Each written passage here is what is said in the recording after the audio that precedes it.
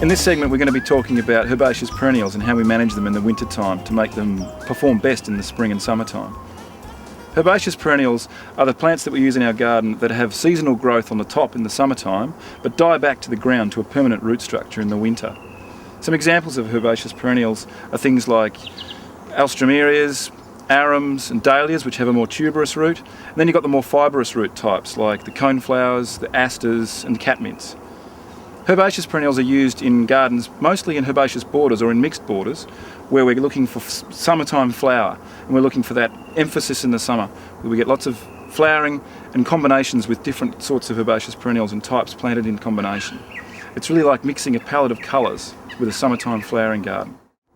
In their natural environment, herbaceous perennials grow through the summertime, and in the wintertime they leave behind these spent stems from the old flower heads.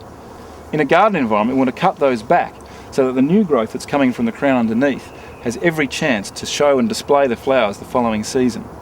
Herbaceous perennials have many uses in our gardens.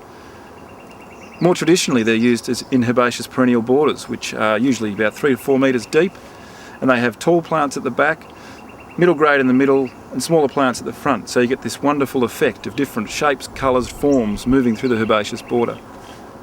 They're also used in mixed borders where we mix together shrubs, herbaceous perennials, ground covers and evergreens to create seasonal interest that lasts right the way through the growing seasons. Here we are cutting back a sedum. This sedum is a variety called Matrona, and what we're doing is cutting back the old parts of the last season's growth. The plant itself tells you pretty much where you're going to be cutting back because all the new growth that's coming through is the stuff that's going to be producing all the flowers for this season.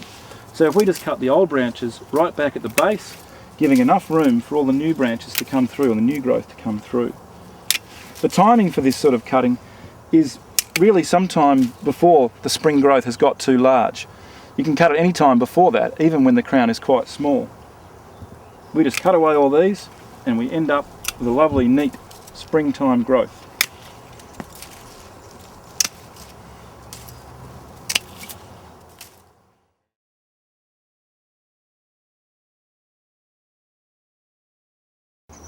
So here we have the finished product.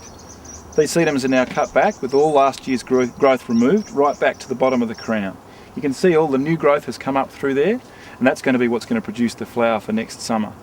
This is the time of the year, coming into the spring months, when they're going into this growth phase, that you want to be applying your fertiliser.